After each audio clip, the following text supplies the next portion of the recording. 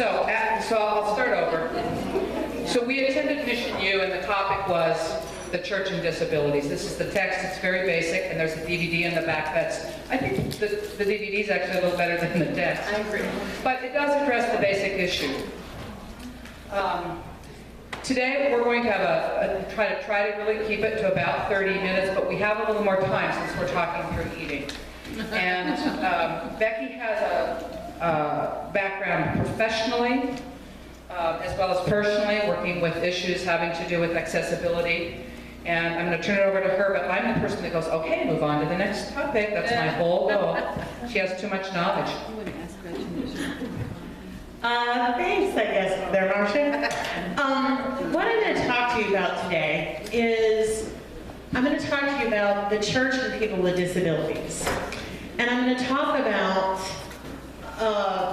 disability experience, as well as the positive things that our church has done to welcome Mickey and myself, we are both wheelchair users, to this congregation. And it's so fit in with the Mission U topic.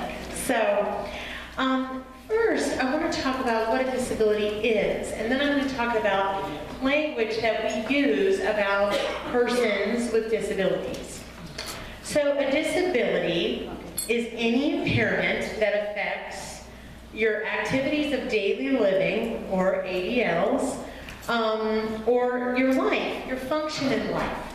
So, that includes things like hearing, seeing, breathing, mental health, walking. So who in here, besides myself, would think that they have a disability? Just raise your hand. Okay, raise your hand. Oh, my hand. Thank you. Hard of hearing. Or if you're hard of hearing. That's on the list. So, disability, they say, affects the largest minority in the United States. That's over 54 million people who at any one given time identify themselves as having a disability, or about 10% of the given population. But let's face it, folks, disability is a natural part of life. Because if you live long enough, you will experience something that will affect your activities of daily living. Breathing, walking, seeing, thinking, what have you. And there's I'm just going to put my notes down because I really don't need them, but there is two types of disability. Visible, you can see it. Everybody sees my wheelchair. They're much more comfortable with me now. I used to be what I call a walkie. I used to be a walkie. And I didn't walk very well. And people didn't know what was going on. And now that I use a wheelchair, people are like, oh, they can put me in a category. But there are disabilities that are also invisible. So if you have, for example, a seizure disorder, if you have, for example, I have multiple disabilities. I have chronic asthma. That can affect my activities of daily living to a great extent. That can be an invisible disability. Heart condition, for example.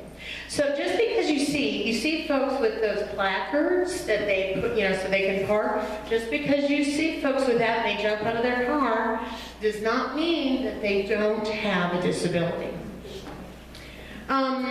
So, the other thing that I wanted to mention is that disability is mitigated by what we call assistive technology or assistive devices.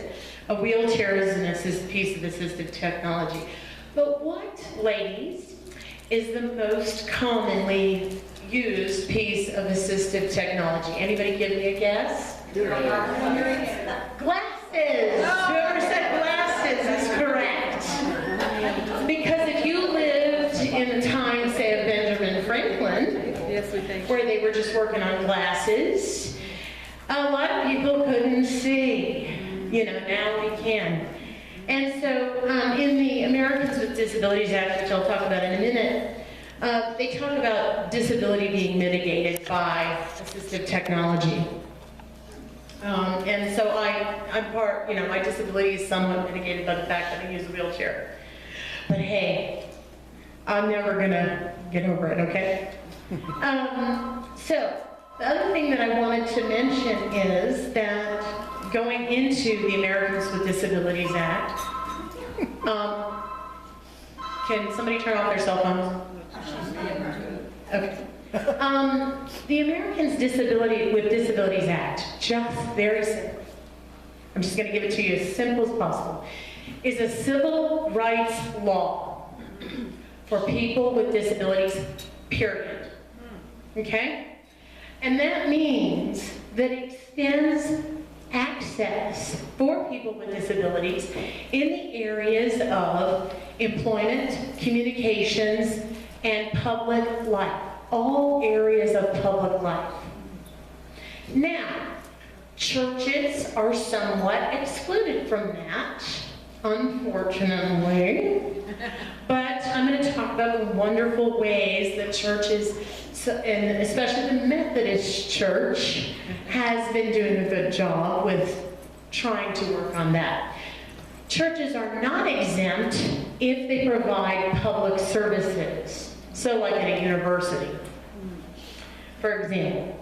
And the Americans with Disabilities Act was passed July 26th of 1990. For the disability community, that is called our Freedom Day. Okay? And it was passed by President Bush, George H.W. Bush. So, does this mean, though, that churches should think about this topic? Absolutely. And one of the things that I want to mention before I even talk about what the Methodist Church has done with their study and then what our church has done is, you notice I cannot use a podium that is this tall. So Belinda got me this piano bench and I can use that to set down my materials.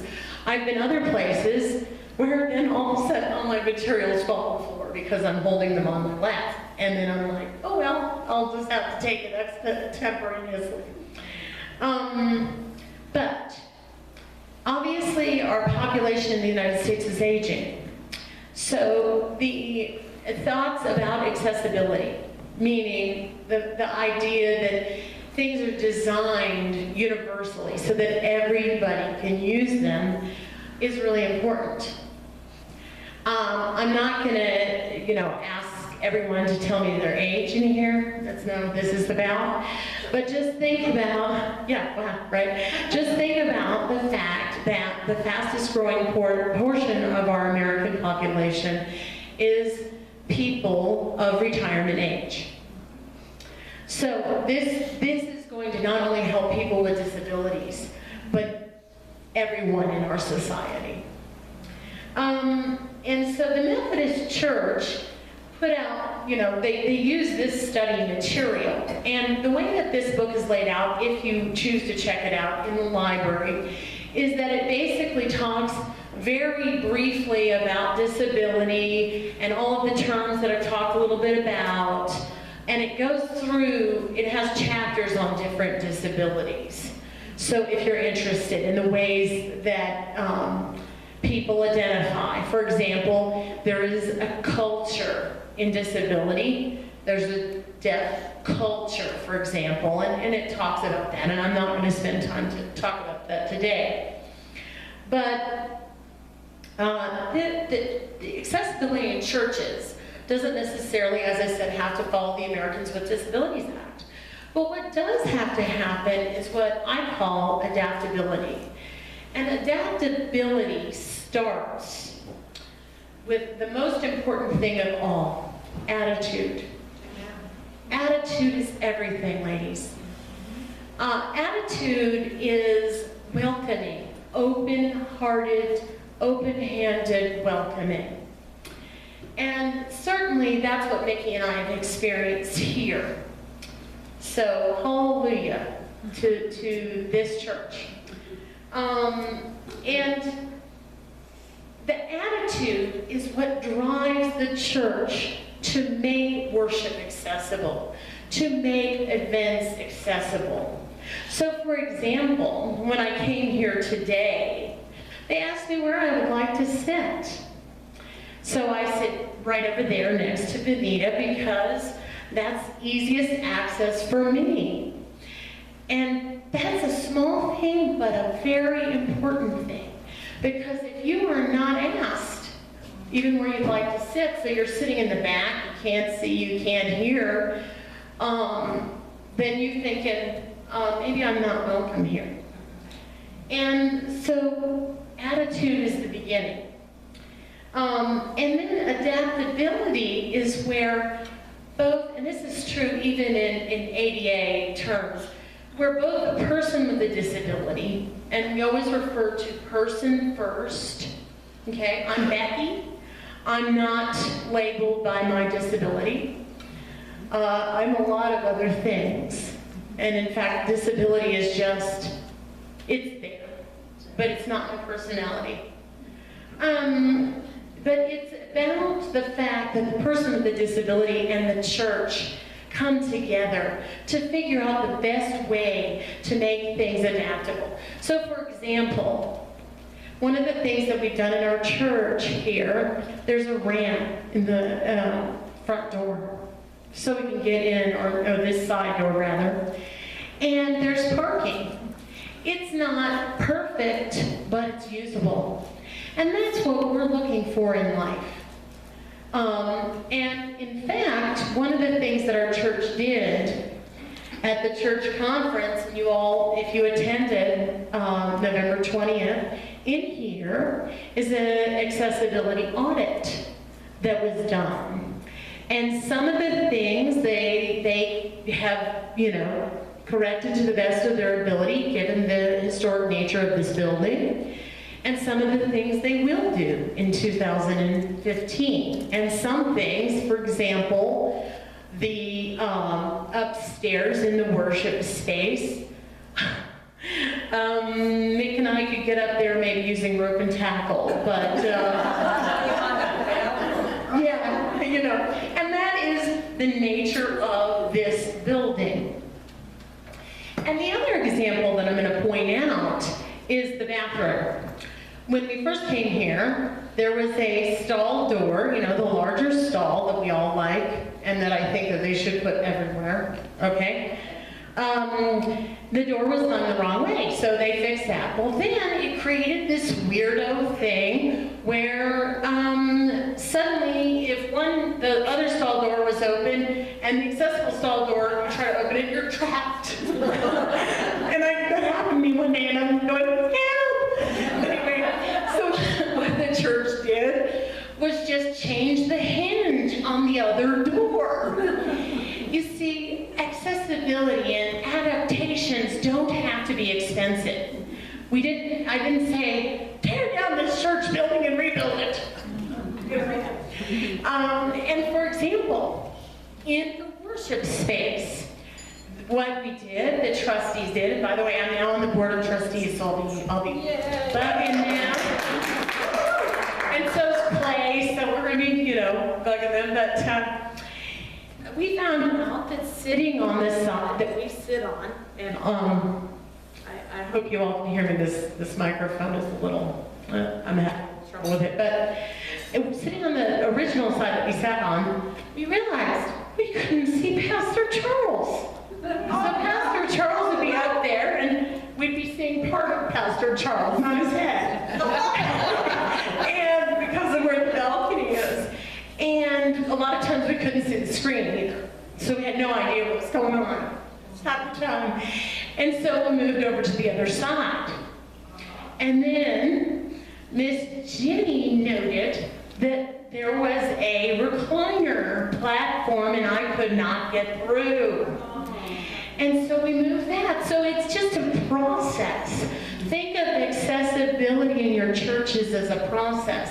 And see, Mickey and I are two people with similar needs because we're wheelchair users, but you may get someone else who comes along that has a different need. For example, I know that we provide large print bulletins, so for folks that need that. And, you know, other people may come along with physical disabilities who need different things. They need to sit in certain places. They can sit in a pew, but for whatever reason, they need to sit in a certain place. That kind of thing. So there are going to be always needs. It's individualized. And when you have that open, welcoming attitude, not so much a problem, because you ask the person first, what is it that they need when you welcome them. That's not to say that everything is perfect. I cannot get into the kitchen. But hey, you know what? I'm not clamoring to get into the kitchen. Not that I'm saying in a perfect world, you know, it wouldn't be great. But I can't really get into the kitchen. I can wait to y'all in the kitchen. And so I wanted to just talk a little bit. I'm going to open it up to questions, but I wanted to just pass around a few sheets of paper, and if anyone wants copies, we can get them. One is, and it's called Disability Ministries of the United Methodist Church. It's a website, and so I just wanted to show that. And then another one, if you want Americans with Disabilities Act information, ada.gov, and our accessibility awareness tour audit that our church used. And then Mission U Disability Resources, and lovely Marsha's going to hand those around.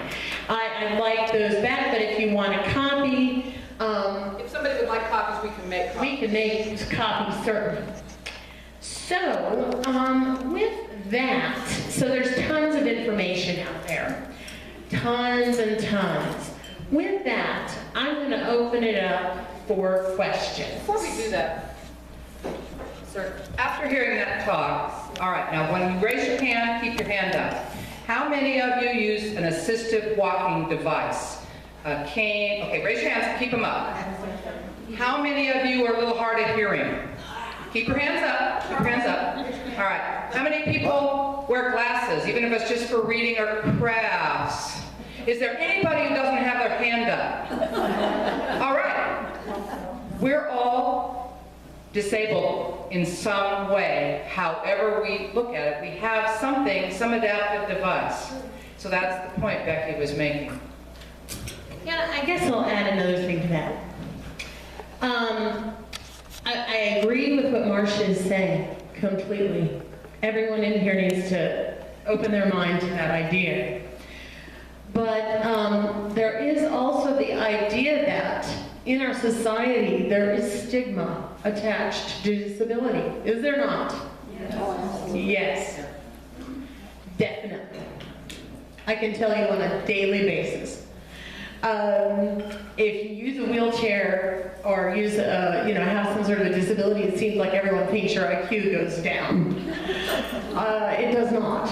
And so I just want you all to know that by even raising your hands here and by being aware of the fact, that's an important step. Because that again is about that opening and welcome attitude. When you say, I'm part of the group too. I'm part of this group too. So I just wanted to make that little comment. So then we'll open it up for questions, and what we're going to do is pass the microphone around, because that is the appropriate thing to do, because in case someone cannot hear you. Questions, raise your hand. I don't need a microphone. Yes, you do. We can't hear. Did I miss in my deafness? Can you get through the bathroom door? Now I don't have my phone. Marcia's. Yes, you can. I'm a semi-walker I know, today. I'm sorry, Marcia's having. Would you like me to walk for you? Sure.